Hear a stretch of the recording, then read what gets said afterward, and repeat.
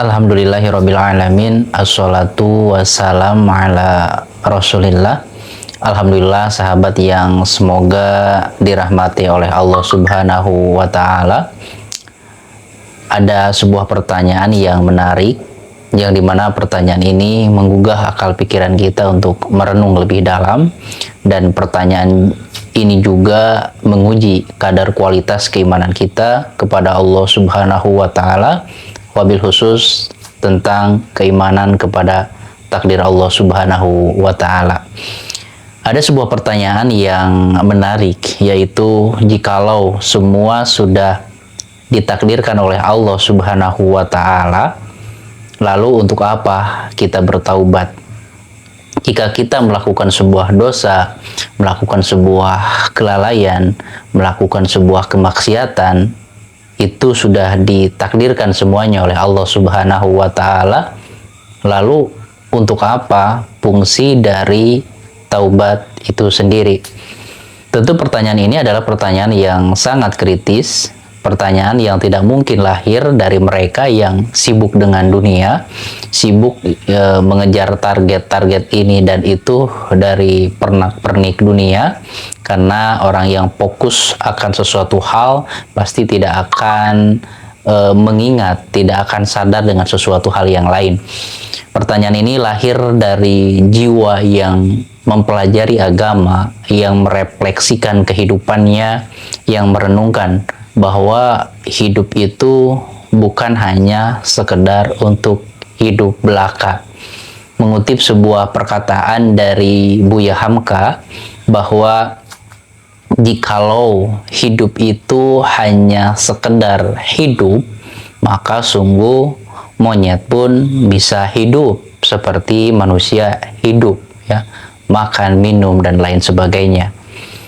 Dan jikalau hidup ini hanya sebatas untuk bekerja, mencari makan, maka sungguh monyet pun mampu dan bisa berikhtiar untuk mencari makan. Dan ternyata pemikiran-pemikiran yang nyeleneh seperti ini memang memiliki embrio sejarah yang panjang. Ya tentu nenek moyangnya adalah pemikiran liberal, pemikiran bebas tanpa tunduk dalam keimanan. Itu adalah sebuah rasionalisasi atau logika iblis ketika melakukan dosa. Nanti kita akan kupas lebih lanjut. Nah, sebelum ke sana, kita juga menengok di zaman Umar bin Khattab radhiyallahu anhu. Ternyata di zaman Umar radhiyallahu anhu itu ada seorang pencuri. Cuma pencuri ini kayaknya pencuri yang sangat intelek lah. Sepertinya ini mantan santri gitu. Mantan santri, cuma mungkin ketika pelajaran tauhid, ini pencuri ini istilahnya itu tidur waktu belajar, jadi konsep tauhidnya itu agak melenceng atau bahkan menyesatkan.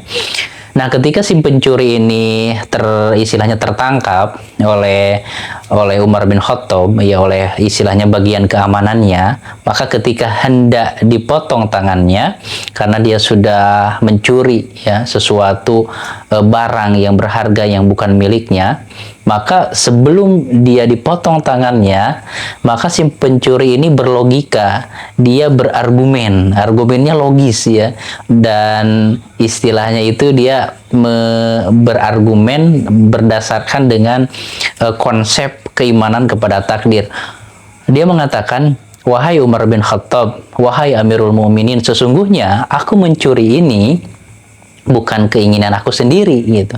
Aku mencuri ini ya, ini udah ketetapan takdir. Ini adalah sudah suratan takdir. Aku hanya menjalankan skenario yang sudah ditetapkan takdir di Lauhil Mahfud. Seperti logis kalau secara sekilas. Tetapi di sini salah satu keunggulan atau keunikan dari Umar bin Khattab radhiyallahu anhu, ya, beliau adalah sosok yang sangat pemberani, sosok yang sangat luar biasa gagahnya. Tetapi di sisi lain beliau memiliki sebuah pemikiran yang sungguh luar biasa. Bahkan banyak perundang-undangan yang dilahirkan di zaman kepemimpinan Umar bin Khattab. Apa yang dikatakan Umar bin Khattab untuk menolak atau membantah subhat si pencuri ini?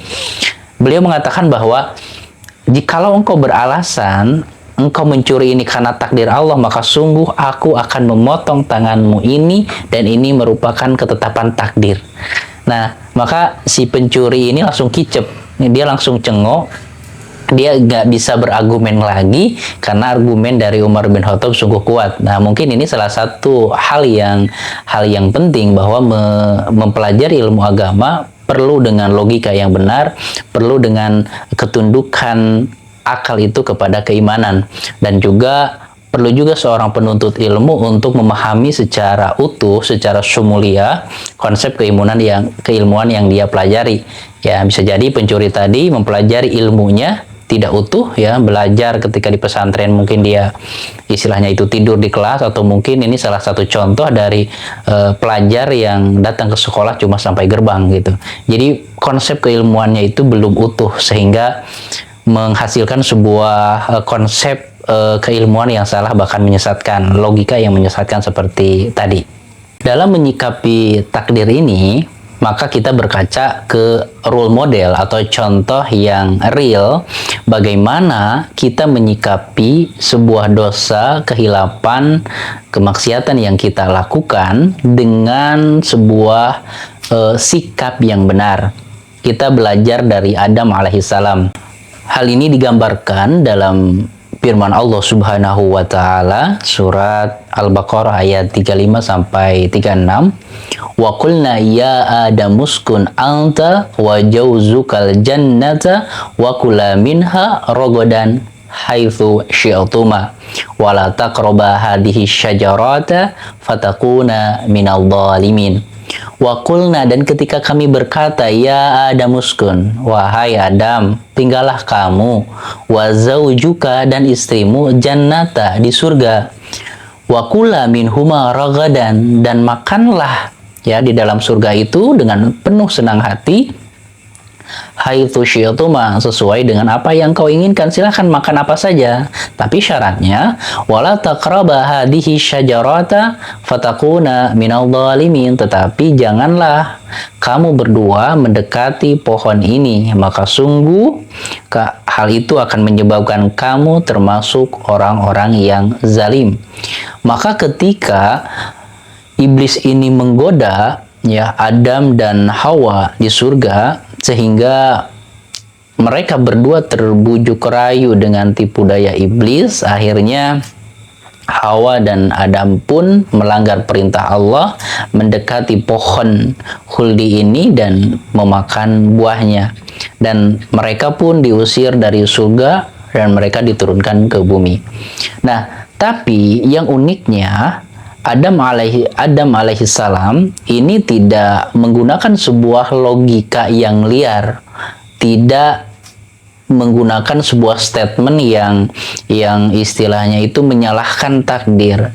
Bisa saja kan Adam alaihissalam ini menjawab, wahai Allah, wahai Tuhanku, sungguh apa yang aku lakukan, ya, di surga ini dan aku diturunkan ke bumi ini merupakan sebuah ketetapan takdir. Kenapa aku harus bertaubat? Kenapa aku harus menyesal? Engkau kan maha kuasa. Bisa jadi, ya, dengan kekuasaanmu, ya, engkau rubah skenario takdir itu, atau engkau cegah takdir itu agar aku tidak melakukan sebuah dosa dan kesalahan. Bisa saja kan? Nah, Adam alaihissalam tidak mengeluarkan sebuah statement seperti itu, tidak berlogika seperti itu. Tapi di sini pelajarannya untuk kita bahwa Adam alaihissalam dan Hawa ini melakukan sebuah dosa, melakukan sebuah istilahnya itu keingkaran kepada Allah karena sudah melanggar perintah Allah. Tapi mereka langsung mengakui, Adam mengakui dirinya sudah berdosa, dirinya sudah ingkar terhadap perintah Allah. Di sini poinnya adalah pentingnya kita untuk menundukkan akal kita dalam cahaya keimanan, tidak membebaskan pikiran kita untuk berlogika, karena akal itu ya tergantung dengan hati kita. Kalau hati kita itu disinari dengan cahaya keimanan, maka sungguh akal itu pun akan tunduk patuh dalam cahaya keimanan tersebut. Tapi berbeda ketika akal itu tidak dibimbing dengan hati yang selamat, dengan hati yang redup dari cahaya keimanannya, maka cenderung akal ini akan berlogika secara liar dan mendukung kesombongan, keingkaran yang dia lakukan. Sebagaimana kasus pencuri di zaman Umar bin Khattab tadi.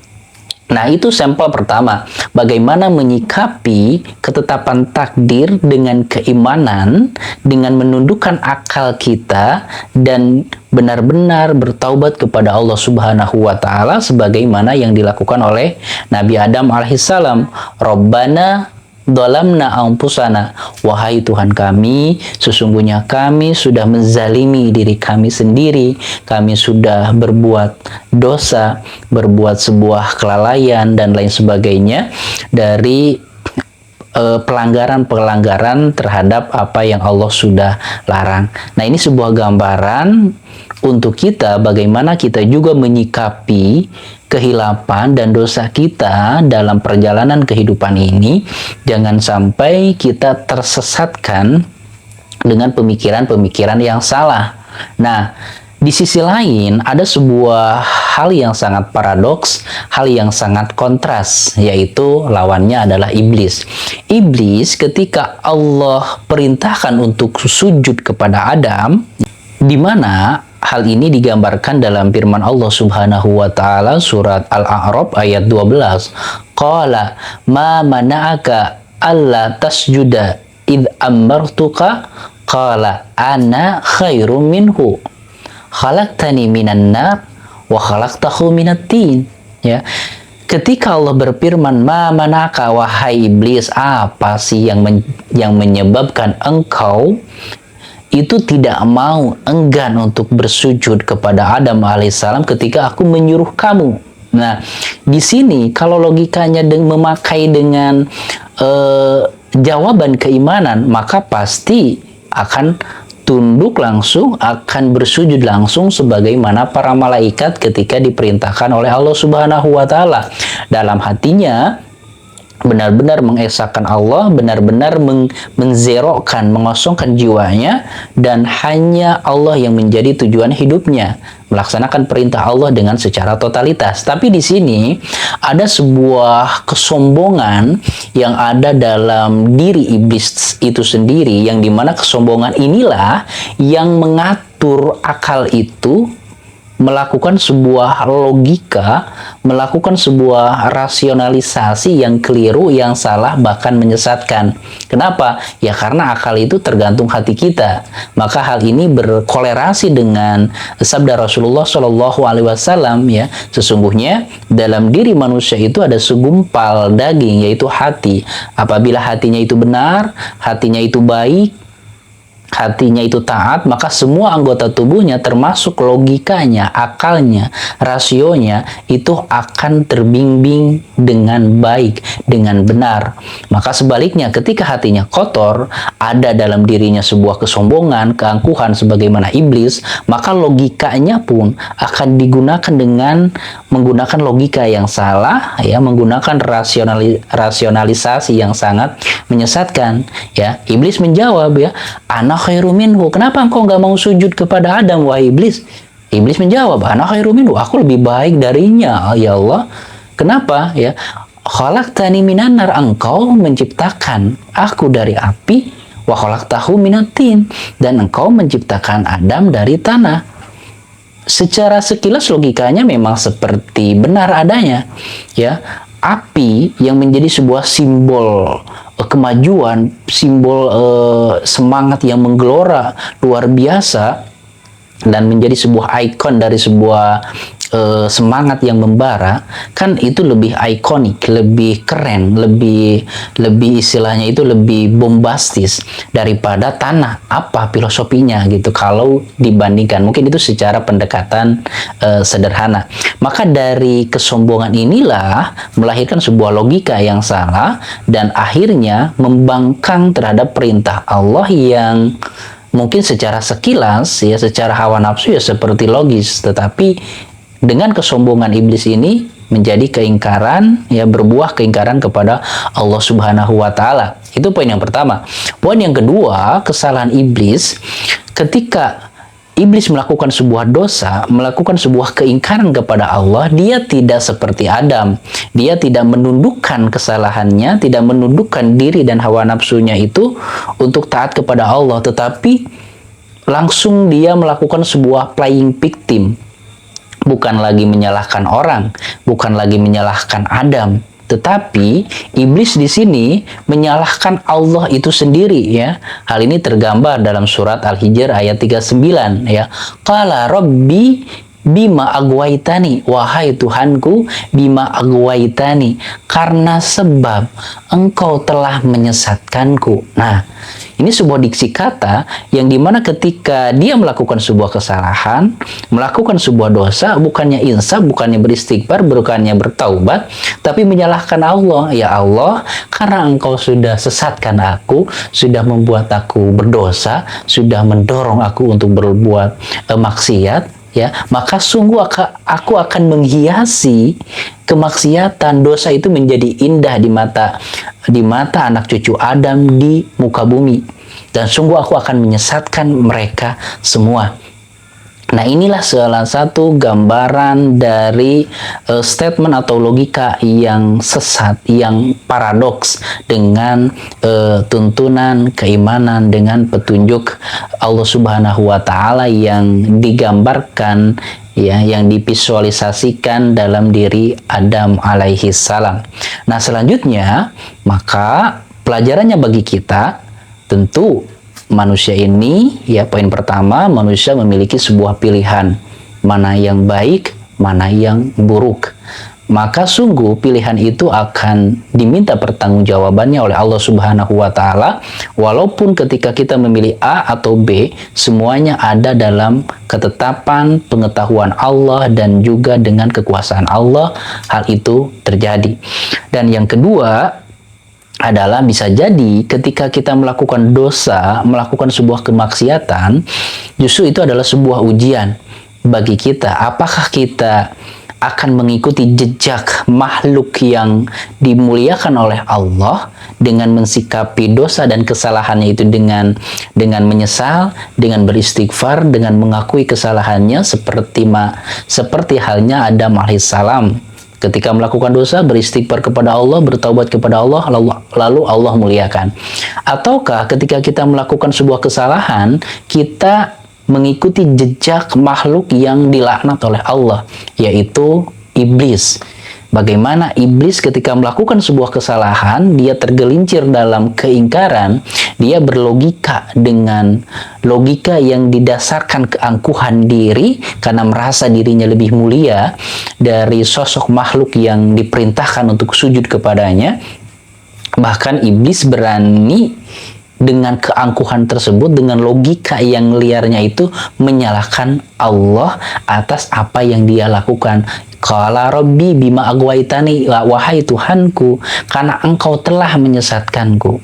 Ya, maka di sini, ya, pilihan-pilihan hidup itu ada di tangan kita, sebagaimana yang Allah tegaskan, innallaha la yughayyiru ma biqaumin hatta yughayyiru ma bi anfusihim. Sesungguhnya Allah tidak akan merubah suatu kaum sehingga dia mau merubah diri mereka sendiri. Dan tentunya kesalahan atau dosa yang dilakukan itu menjadi sebuah awal dari kebaikan, bukan menjadi sebuah akhir dari kesempatan untuk mendapatkan kemuliaan Allah Subhanahu wa Ta'ala. Rasulullah menegaskan, ya bena Adam, lau balagot dunubuka anana samai summa staghfartani ghafartulak. Wahai anak Adam, jikalau dosamu sampai setinggi langit dan engkau meminta ampun kepadaku, ghafartulak, maka sungguh aku akan mengampunimu. Maka poin yang terakhir, sahabat, jadi iman kepada takdir merupakan sebuah keimanan yang harus kita tanamkan di dalam diri. Dan yang kedua, tentunya kita menjalani kehidupan tidak melepaskan begitu saja dengan ketetapan takdir, tanpa kita ikhtiar, tanpa kita memilih mana pilihan yang terbaik, mana pilihan yang buruk, karena Allah menganugerahkan akal kita juga untuk menganalisa mana yang baik, mana yang buruk, dan pilihan itulah yang akan diminta pertanggungjawabannya oleh Allah Subhanahu wa taala. Sebagaimana pilihan Adam alaihissalam, dengan pilihannya itu Allah muliakan, dan pilihan iblis untuk ingkar, dan dengan keingkaran tersebut menjadi makhluk yang terlaknat. Demikian sahabat, Assalamualaikum warahmatullahi wabarakatuh.